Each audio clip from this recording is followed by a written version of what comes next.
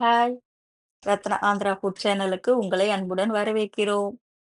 நாங்க இன்னைக்கு பீச்சுக்கு போயிட்டு வந்தோம். வரும்போது சண்டே ஸ்பெஷல் மீன் வாங்கின்னு வந்தோம்.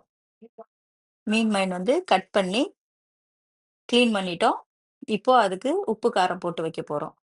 அதுக்கு உப்பு, மஞ்சத்தூள், வெறும் மிளகாய் தூள், கொஞ்சமா தனியாத்தூள், கரம் மசாலா, ஒரு சிட்டிகை கரம் மசாலா. அவ்வளோதான், ரொம்ப கிடையாது. அவ்வளோதான் அது ரெடி பண்ணி வச்சாச்சு. அதுல கொழுப்பு இருந்தது இல்லையா? அத கூட நாங்க தூக்கி போடல. அதுவும் குழம்புல போடுவோம். எண்ணெய் காய்ஞ்சதும் கருவேப்பிலை, அதுக்கப்புறம் பூண்டு, 1/4 கிலோ கத்திரிக்காய். கத்திரிக்காய் போட்ட மீன் குழம்பு.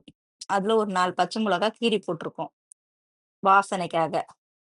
இப்போ இது நல்லா வதங்குனதும், ஒரு பெரிய சைஸ் வெங்காயம் 2 கட் பண்ணி வச்சுக்கோங்க. அது போட்டு ஒரு 1/2 வேக்காடு வதங்குனதும், இஞ்சி பூண்டு பேஸ்ட் போடணும். இப்போ கொஞ்சம் வெந்துன்னு இருக்கு. அது தேவைப்பட்டா கொஞ்சம் உப்பு போட்டுக்கோங்க. உப்பு போட்டா கொஞ்சம் சீக்கிரம் வதங்கிடும். அது நல்லா வதங்குனதும், இஞ்சி பூண்டு பேஸ்ட் 2 டீஸ்பூன் போடணும். இது வந்து கறி குழம்பு மாரி ஒரு டேஸ்ட்ல இருக்கும். நார்மலா வைக்கிற மீன் குழம்பு மாரி, புளி, மொளகாத்தூளு, வெந்தயம், சீரகம், வடவம்லாம் போட்டு தாளிப்போம்ல, அந்த மாடல் கிடையாது. இதோட டேஸ்ட் வந்து கறி குழம்பு மாரி தான் இருக்கும். இது பெரிய மீனு. இந்த மாரி ஒரு நாளைக்கு செஞ்சு சாப்பிட்டு பாருங்க தெரியும். இது டேஸ்ட் நல்லாருக்கும். அ இந்த மீன் ஒண்ணு மேல ஒண்ணு அடுக்கிட்டு, நம்ம அது ஊற வச்சோம்ல, அந்த தண்ணி கொஞ்சம் இருக்கும். அதையும் ஊத்திருங்க. ஊத்திட்டு, ஒரு நெல்லிக்காய் சைஸ் புளி எடுத்துக்கங்க. அத விட கம்மியா இருந்தா கூட பரவால்ல. இது வந்து கொஞ்சம் புளிப்பு கம்மியான த புளி. அதனால கொஞ்சம் பார்க்க நெறைய இருக்கா மாரி இருக்கு. இது வந்து தித்திப்பா இருக்கிற புளி. அதனால தான் இது கொஞ்சம் அதிகமா ஊத்தியிருக்கோம்.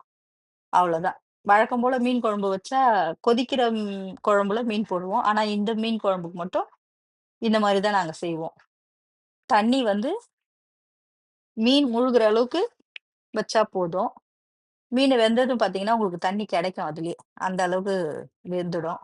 அவ்வளோதான். இந்த ஸ்டேஜ்ல நீங்க உப்பு, காரம் அதெல்லாம் பார்த்துக்கங்க. இப்படிதான் மீன் குழம்பு கரண்டி பாருங்க எப்படி போடுறோம்ன்னு, அந்த மாரி தான் போடணும். இல்லன்னா உடைஞ்சு போயிடும். இது நல்லா ஒரு 10, 5 நிமிஷம் நல்லா சிம்ல வச்சு வேகணும். பொதுவா மீன் குழம்பு நல்லா வேக வச்சு சாப்பிடுங்க.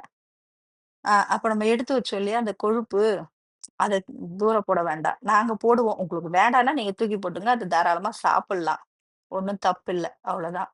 10 நிமிஷம் குழம்பு கொதிச்சா முடிஞ்சுச்சு. கத்திரிக்காய் மீன் குழம்பு, கறி குழம்பு மாரியே இருக்கும்.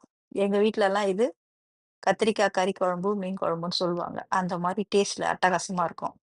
செஞ்சு சாப்பிட்டு பாருங்க. சுட சுட சாதத்துக்கு செம்மையா இருக்கும். சாப்பிடுங்க, சந்தோஷமா இருங்க.